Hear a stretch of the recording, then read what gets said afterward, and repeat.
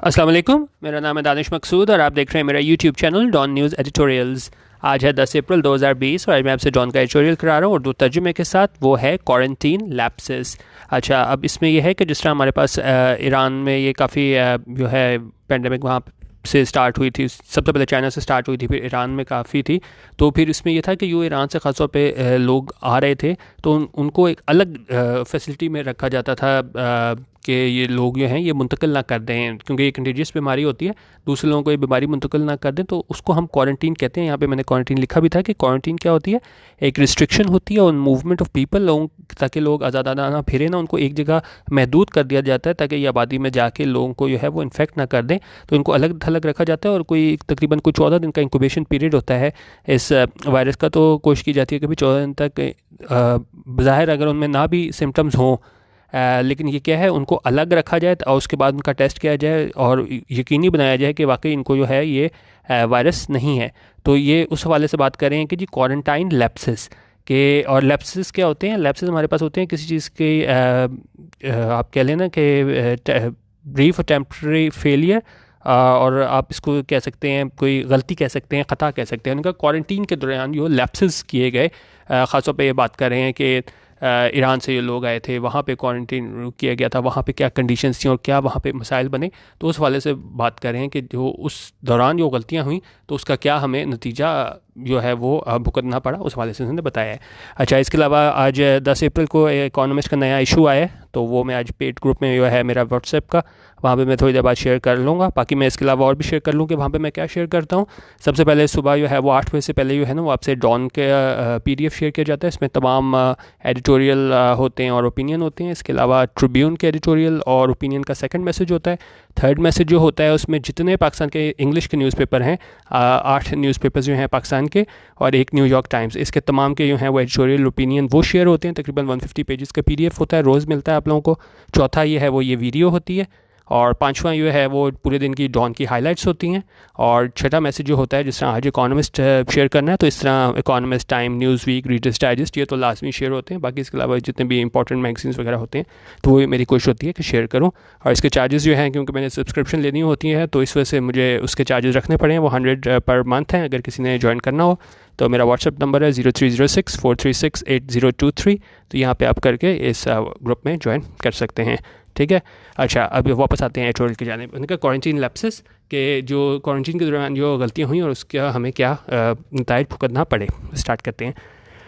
अच्छा, और इसमें जो है ना आज मैं आपको ये दोनों फाइलें दे दूँगा। परसों मैंने ये आपको वोकैबुलरी शीट दी थी तो लोगों का कहना था कि जी हमें एडिटोरियल की भी है PDF दे दें, तो आज मैं आपको 2 फाइलें दूँगा डिस्क्रिप्शन में, दोनों फाइलें डाउनलोड कीजिएगा। अच्छा, अभी कह रहे हैं the consequences of the leaden-footed initial response to the coronavirus cases in much of the country are becoming clearer by the day। अच्छा, अब कॉन्सिक्वेंसेज क्या होते हैं? कॉन्सिक्वेंसेज होते हैं हमारे पास किस चीज़ का नताइज, रिजल्ट।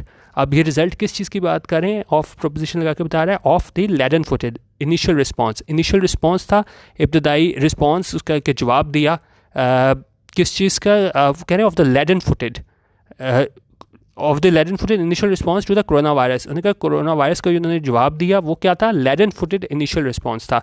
leaden-footed हम देख लेते हैं। leaden-footed होता है कि बड़ा स्लो और लेबोरियस और बिल्कुल मतलब क्योंकि जिस तरह के हालात में आपको करना होता है कि फ़ौरी आपने जवाब देना होता है, तो उन्होंने कहा ये जवाब दिया गया था वो क्या था? बड़ा स्लो था, क्विक नहीं था। तो इसलिए क्या इब्तदाई तौर पर इन्होंने क्विक जवाब नहीं दिया था to the corona virus cases in much of the country. पूरे मुल्क की बात करें कि हमारा जो रिस्पॉन्स था वो क्विक नहीं था। Are becoming clear by the day. और अब ये नताइज जो हैं वो क्या हो रहे हैं? आर बिकमिंग, वो आर बिकमिंग क्लियर, कि वो हमें पता चल रहा है बाय द डे, यानी कि हर गुजरते दिन के साथ उसके नताइज जो हैं वो आया होना स्टार्ट हो गए हैं। अच्छा, इस पूरे सेंटेंस में आप देख लें, ये मैंने आपको leaden-footed का बता दिया कि स्लो रिस्पॉन्स था, और उसके बाद जो एक और चीज़ हमने कॉन्सिक्वेंसेस नताइज हो गया। अब दूसरी चीज़ ये देखें कि इस पूरे सेंटेंस में जो हमारे पास कॉन्सिक्वेंसेस है वो है हमारे पास सब्जेक्ट इस सेंटेंस का, और आगे फिर प्रपोजिशन लगी हुई है। और इसका अगर आप वो देखें, वर्ब देखें, तो वो कहाँ पे आता है? In much of the country are becoming clearer. तो इस पूरे सेंटेंस में आर जो है इसका वर्ब है। अब प्रॉब्लम ये होती है कि जो हम छोटी क्लासों में होते हैं तो सब्जेक्ट वर्ब साथ साथ ही होते हैं, 4 वर्ड होते हैं तो हम कहते हैं ये सब्जेक्ट हो गया, सेकंड वाला वर्ब हो गया, लास्ट में जो आया वो ऑब्जेक्ट हो गया। लेकिन यहाँ न्यूज़पेपर में जब होता है तो आप हमेशा आपको देखना होता है कि बिल्कुल सब्जेक्ट और वर्ब जो है वो साथ साथ नहीं होते, कॉन्सिक्वेंसेस और इसका वर्ब हमारे पास आर आ गया। अच्छा, दूसरी बात क्या है कि दूसरी बात ये है कि जी कॉन्सिक्वेंस नहीं है, कॉन्सिक्वेंसेस है, इसलिए हमने आर यूज़ की है। ठीक है, यहाँ पे वहाँ पे हमारे पास प्लूरल सब्जेक्ट था तो वहीं पे हमने उसके साथ प्लूरल वर्ब इस्तेमाल किया है, सब्जेक्ट वर्ब एग्रीमेंट। ये मैंने आपको पहले भी कहा था, इसको सब्जेक्ट वर्ब एग्रीमेंट लिखें यूट्यूब पे और उस पर आप लाजमी उसको आप देखा करें टॉपिक वाइज यूट्यूब पे। ठीक है, अच्छा अब कह रहे it has recently emerged. Emerged क्या होता है? इमर्ज ये होता है उभर के सामने आना, सामने आया होना, पता चलना। ठीक है, प्रोमिनेंस में कोई चीज़ आना। अब ये कह रहा है इट हैज़ रिसेंटली इमर्ज, और ये क्या है कि हाल ही में इमर्ज हुआ है, यानी ये बात सामने आई है। क्या बात सामने आई है? That a large number of the 1160 pilgrims who had arrived in Multan on March 20th from Iran via Taftan and earlier tested negative for the virus have since contracted the disease. उनका ये बात हमें सामने सामने आई है कि बहुत बड़ी तादाद में लोग, कितने लोग थे? 1160 क्या थे? पिलग्रिम्स थे। पिलग्रिम्स क्या थे? ये जो आप यहाँ पे मैं लिखा भी था, पिलग्रिम्स क्या होते हैं? Pilgrim is a person who goes on a long journey. एक ऐसा शख्स जो एक लंबे सफ़र पे जाए, और ज़्यादातर किसके लिए होता है? ये रिलीजियस पर्पज़ होता है, और specially to a foreign land. ठीक है, और यहाँ पे पिलग्रिम्स उनकी बात हो रही है, ईरान गए थे, यहाँ के पाकिस्तानी, उनकी बात हो रही है। उन्होंने कहा बड़ी तादाद में 1160 पिलग्रिम जो कि कहाँ आए थे? मुल्तान आए थे ऑन मार्च 20th। और ये कहाँ से आए थे? फ्रॉम ईरान से आए थे।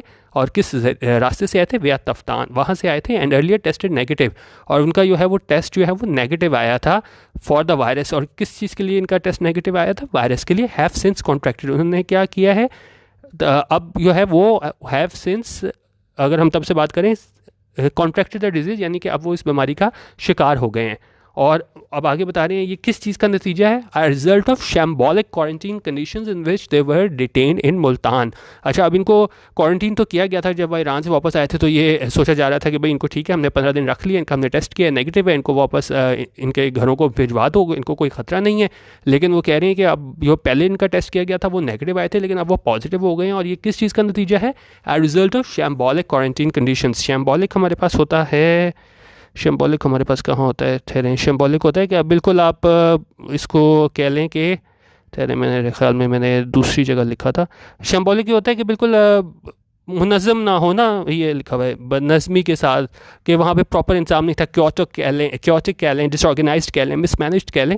तो उस तरह की वहाँ पे कंडीशन थी, उन्होंने कहा ये उसका नतीजा था कि वो लोग जो पहले के नेगेटिव आ गए थे, अब क्या है, उनका रिजल्ट पॉजिटिव आ गया। ठीक है, अच्छा, अब लेकिन क्या आगे क्या कह रहे हैं? What makes the lapse so grave, कि ये जो हमारे पास लैप्स था, ये जो गलती थी, इसको बड़ी क्यों है? इज़ दैट, ये है कि upon being release from detection, के upon being release from detention. अच्छा, अब डिटेंशन जो होता है, ये वर्ड ज़्यादा यूज़ होता है कि हिरासत में किसी को लिया जाए, वहाँ डिटेंशन का लफ्ज़ यूज़ होता है। लेकिन यहाँ पे भी एक तरह की देखें वो हिरासत ही होती है कि आप 15 के लिए बिल्कुल अलग थलग रख लेते हो कि आबादी में ना जाएँ, तो एक तरह की आप इसको वो कह सकते हैं कि एक जगह उनको महसूर किया गया था 15 दिन। उन्होंने कहा ये गलती जो है वो इतनी ज़्यादा बड़ी इसलिए है कि जब उनको रिलीज़ किया गया वहाँ से, डिटेंशन से, तो during which they interacted freely with infected patients housed in the same facility. अब उसमें क्या था कि वहाँ पे उन्होंने इंटरेक्ट किया, जहाँ सारे लोगों को एक साथ रखा गया था, ये जितने भी ईरान से लोग आए थे वो उन्होंने इंटरेक्ट किया, एक दूसरे से मिले, फ्रीली, आज़ादाना मिले, विद इन्फेक्टेड पेशेंट्स। और वो किन के साथ मिले? कि वो लोग जिनको ये बीमारी थी, इन्फेक्टेड थे patients, housed in the same facility, और जो वो रह रहे थे किधर? सेम फैसिलिटी में। दे वर अलाउड, और उन्हें क्या है वो इजाज़त दी गई। और ये हमारे पास क्या है? पास्ट इंडेफिनिट का पैसिव, इन्होंने कुछ नहीं किया था, इन्हें इजाज़त दी गई थी। They were allowed, was verb के साथ वर्ब की third form, they were allowed to return to their home districts, उनको इजाज़त दी गई कि वो वापस चले जाएँ किधर? अपने होम डिस्ट्रिक्ट्स में। And even though they were quarantine eight the end of their journey, और उन्हें कहा हालांकि क्या है, उन्हें क्या है, क्वारंटीन किया गया था, उनको 15 दिन अलग जगह रख के चेक किया गया था कि भाई वो नेगेटिव हैं, फिर उनको वहाँ भेजा गया था। उनकी जो जर्नी थी, उनका सफ़र था, उसके नाम पर को क्वारंटीन किया गया था। They would have unwittingly spread the disease among uninfected fellow travellers and those they mingled with along the way. अच्छा, अब इसमें पहले हम देख लेते हैं अनविटिंगली क्या होता है। अनविटिंगली होता है अनजाने में, कोई आप जानबूझ के कोई काम ना करो ना, विदाउट बीइंग अवेयर, अनइंटेंशनली। और इसका मैं सेंटेंस बोलूँ कि many users unwittingly expose their personal details to strangers online.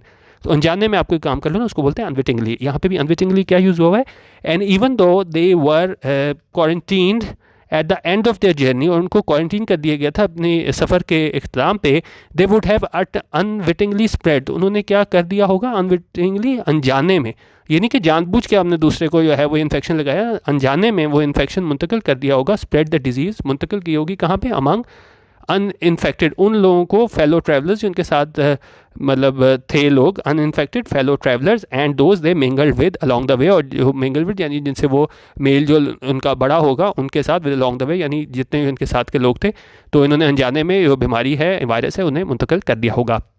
It seems, ऐसा लगता है, the Multan administration was not sufficiently backed by the provincial authorities in its efforts to prevent the spread of the virus among the pilgrims.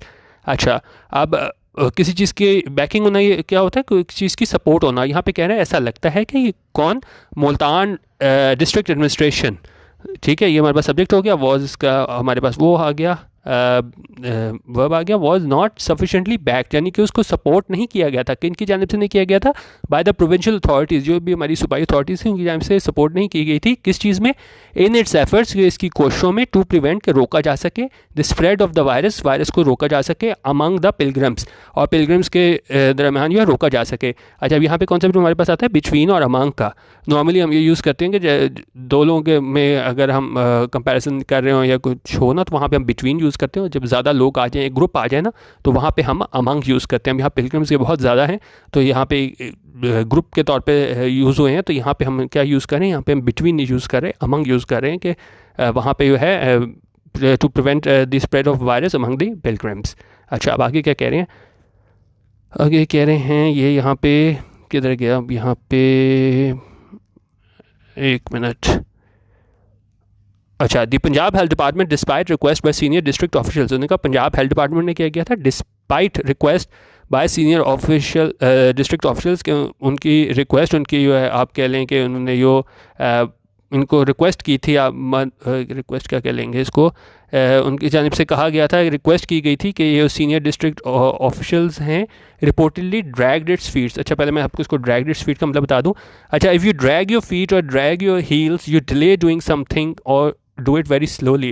उनका कोई काम करने में आप बहुत देर कर दो, या अगर कर दो बहुत आहिस्ता करो, because you do not want to do it, क्योंकि आप कोई काम करना चाहते हो ना, कि आप काम करने में देर कर दो, क्योंकि सिर्फ कोई काम ना करो वही मसला नहीं होता, अगर काम वक्त पे ना करो वो भी बहुत बड़ा मसला होता है। तो यहाँ पे बात करें कि पंजाब हेल्थ डिपार्टमेंट जो थी कि उसको रिक्वेस्ट उसकी जानिब से की गई थी, सीनियर ऑफिशियल्स की जानिब से भी, रिपोर्टेडली ड्रैग्ड इट्स फीट, यानी कि पंजाब हेल्थ डिपार्टमेंट ने ये काम जल्दी नहीं किया, देर इन्होंने कर दी। क्या किस चीज़ में इन्होंने देर कर दी, ऑन टेस्टिंग देम अगेन, क्योंकि अब देखें एक दफ़ा तो उन्होंने उनको क्लियर कर दिया था, अब जब उनको पता चला कि भाई ये इन्फेक्ट कर रहे हैं दूसरे लोगों को, तो इन लोगों ने यहाँ पे उनको टेस्ट नहीं किया था दोबारा, before they went to their home towns, के उन्होंने कहा कि दोबारा उनको टेस्ट करना चाहिए था जब आप उनके घर वापस भेज रहे थे, क्योंकि वहाँ पे जब उन्होंने भेजना था तो वहाँ पे कंटेजियस बीमारी है, तो वहाँ पे उन्होंने अपने घर जाके भी बीमारी को लगा देना था। तो उन्होंने कहा पंजाब गवर्नमेंट बड़ी स्लो रही इस चीज़ में,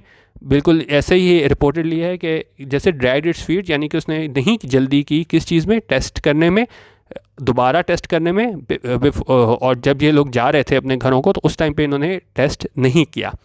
Then, when the pilgrims who had already spent a fortnight each of quarantine in Taftan and Multan grew agitated upon being informed they would be tested again. अच्छा, उन्होंने कहा पहले उन्होंने टेस्ट नहीं किया, फिर क्या हुआ, when the pilgrims, जब ये pilgrims जो थे who had already spent a fortnight, उन्होंने पहले ही क्या गुजार दिए थे, fortnight क्या होता है, 2 हफ्ते होते हैं, उन्होंने कहा ये 2 हफ्ते वहाँ पे गुजार लिए थे, each of quarantine in fortnight each of quarantine in Taftan and Multan, उन्होंने कहा फोर्टनाइट उन्होंने कहाँ पे गुजारी थी, क्योंकि इसका 15 दिन का इंक्यूबेशन पीरियड होता है, तो जहाँ से भी इनको क्वारंटीन में रखा जाता है किसी मुल्क में भी, तो इनको 15 दिन के लिए रखा जाता है। तो उन्होंने कहा इन लोगों ने कहाँ कहाँ टाइम गुजारा था क्वारंटीन का, फोर्टनाइट का, एक तफ्तान में और दूसरा मुल्तान में। अब वो क्या था, ग्रीव एजिटेटेड, एजिटेटेड होता है आप झंझला जाओ, आप कहो कि भाई क्या मसला है, बिल्कुल आप जो है ना बहुत ज़्यादा आप ताउन ना करो ना उनके साथ, यहाँ पे जिस मानों में यूज़ हुआ है, तो उन्होंने वो बिल्कुल एजिटेटेड हो गए थे, अपॉन बीइंग इन्फॉर्म्ड, और कब हुए ये बिल्कुल झंझला गए जब उन्हें जो है इस बात पे बताया गया, they would be tested again, कि उनको टेस्ट किया जाएगा दोबारा इस वायरस के सिलसिले में, after all and have to remain in place pending the results,